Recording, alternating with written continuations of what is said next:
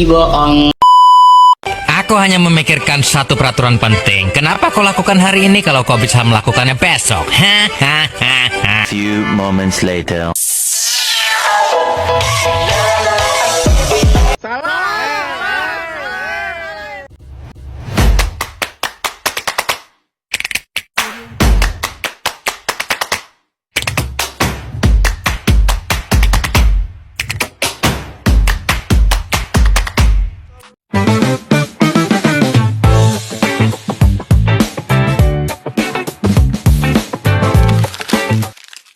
Assalamualaikum warahmatullahi wabarakatuh. Perkenalkan, nama saya Sandra Sutmar Salsabila, NIM 5022024-168. Di sini saya akan mempresentasikan makalah saya yang berjudul Kasus Korupsi LRT di Sumatera Selatan. Dosen pengampu Dr. Hasanal Mulkan SHMH. Yang pertama, bab 1 pendahuluan. A. Latar belakang masalah.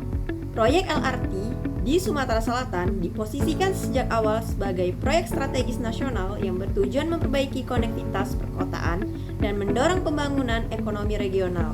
Namun, sepanjang proses perencanaan dan pelaksanaan, proyek ini muncul serangkaian masalah hukum dan tata kelola yang serius.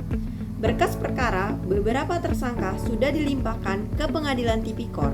Sementara, penyidik menaksir adanya kerugian negara yang besar akibat praktik markup, fiktivitas, kegiatan dan aliran dana yang tidak transparan dalam proses penyidikan, terbukti keterlibatan pegawai, BUMN, konsultan, perencana dan oknum pejabat yang diduga melakukan tindakan koruptif, termasuk pemotongan nilai proyek, pengembalian uang, serta dugaan suap yang menyebabkan kerugian negara dan merusak kepercayaan publik terhadap pengelola proyek infrastruktur.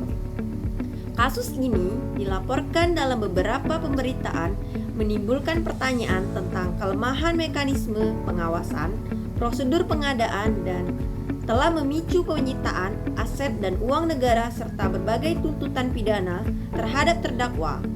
Dampak dari kasus korupsi ini tidak hanya publik, justru tertunda, anggaran publik terkuras, dan citra institusi, pemerintahan serta BUMN tercoreng.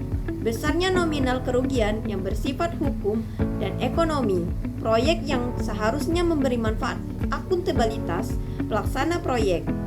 B. Rumusan masalah. Adapun rumusan masalah dari makalah ini. A. Bagaimana bentuk korupsi LRT di Sumatera Selatan. B. Bagaimana bukti empiris dari penanganan perkara LRT Sumatera Selatan. C. Apa dampak kasus korupsi LRT di Sumatera Selatan. C. Tujuan penulisan. 1. Menjelaskan bentuk korupsi LRT di Sumatera Selatan. 2. Menjelaskan bukti empiris dari penanganan perkara LRT Sumatera Selatan. 3. Menjelaskan dampak kasus korupsi LRT di Sumatera Selatan. Bab 2. Pembahasan. A. Bentuk korupsi LRT di Sumatera Selatan.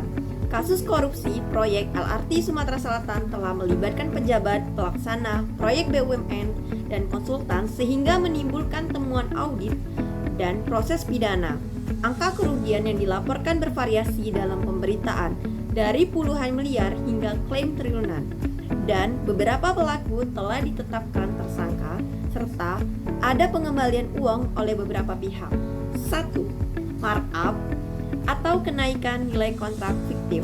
Markup berarti nilai kontrak atau perencanaan dinaikkan secara artifisial sehingga selisihnya dapat dialirkan kembali sebagai keuntungan bagi pihak tertentu atau oknum pengadaan, konsultan, dan kontraktor. Markup dapat terjadi pada tahap perencanaan pengadaan, material, atau subkontrak. Hal ini terbukti ketika penyidik menemukan markup pada kontrak perencanaan dan aliran dana gratifikasi ke sejumlah pihak terkait proyek. 2. Penunjukan langsung atau manipulasi proses pengadaan atau kolusi, alih-alih lelang terbuka, vendor atau kontraktor dipilih melalui penunjukan tidak transparan atau lelang yang direkayasa, spesifikasi dibuat menguntungkan satu pihak. Dampaknya adalah mengurangi kompetisi, menaikkan harga, dan membuka pintu suap atau kompensasi. 3. suap gratifikasi, dan aliran setoran atau kickbacks. Uang atau fasilitas diberikan kepada pejabat, pengambil keputusan, panitia pengadaan, atau pihak yang berwenang untuk memperlancar pencairan anggaran atau memenangkan kontrak. Hal ini terbukti dengan adanya penyitaan sejumlah uang serta keterangan pengembalian sebagian uang oleh salah satu tersangka.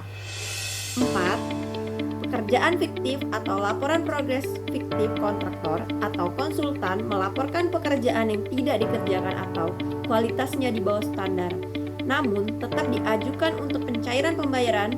Indikatornya adalah adanya temuan audit fisik tidak sesuai dengan nilai klaim pembayaran. Hasil inspeksi lapangan berbeda dengan dokumen. 5. Konflik kepentingan dan keterlibatan pihak terkait atau rotasi peran atau kerjasama insider. Pejabat yang terlibat dalam proses penganggaran atau pengawasan memiliki hubungan bisnis langsung atau tidak langsung dengan penyedia atau konsultan sehingga keputusan tidak netral. 6. Manipulasi dokumen dan akuntansi atau pemalsuan bukti.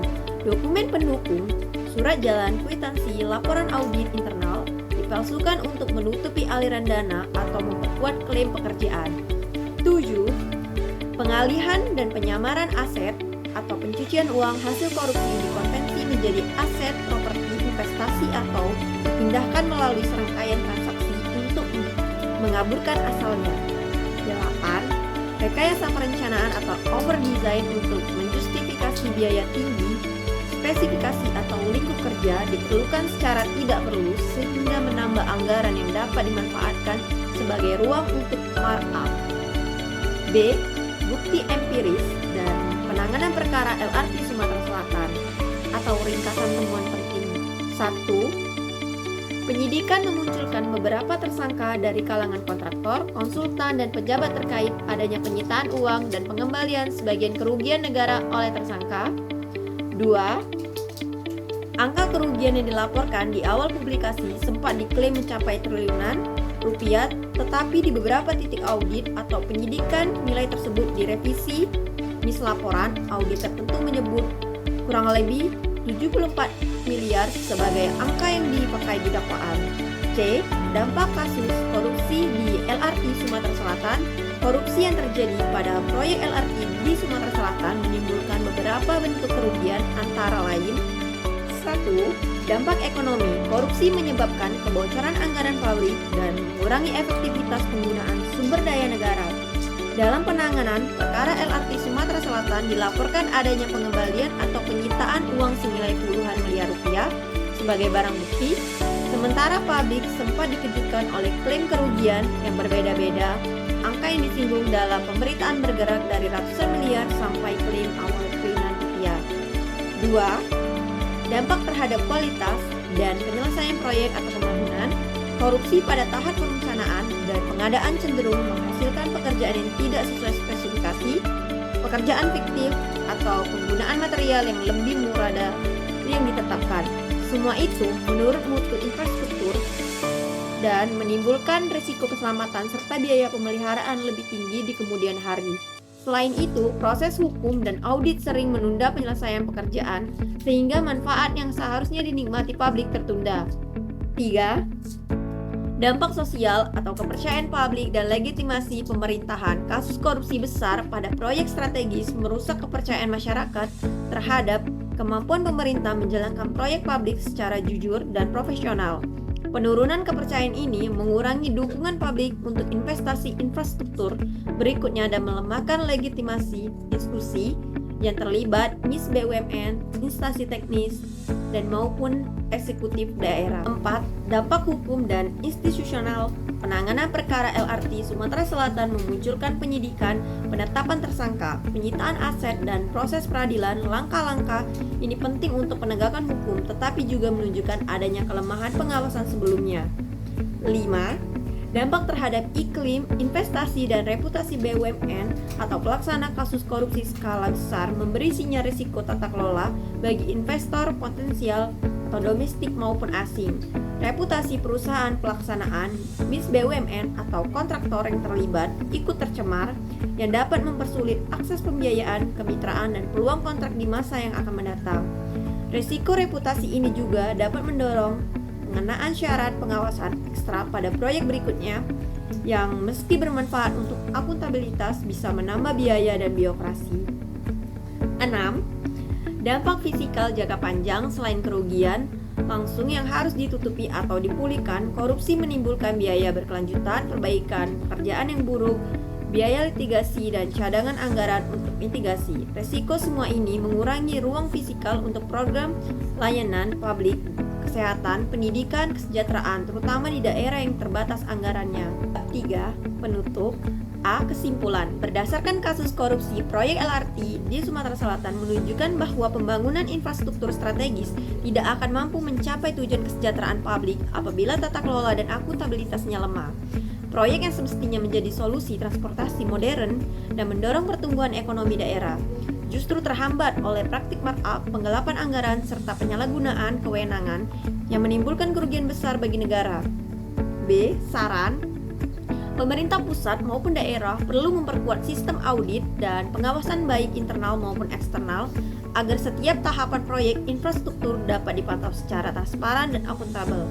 Proses lelang, kontrak, serta penggunaan anggaran harus dipublikasikan secara terbuka agar masyarakat dan lembaga independen dapat ikut melakukan kontrol sosial. Aparat penegak hukum harus memberikan sanksi yang berat dan efek jera kepada pelaku, tanpa pandang bulu sehingga menjadi peringatan bagi pihak lain untuk tidak melakukan tindakan serupa. Baiklah, sekian presentasi dari saya akhiri. Wassalamualaikum warahmatullahi wabarakatuh.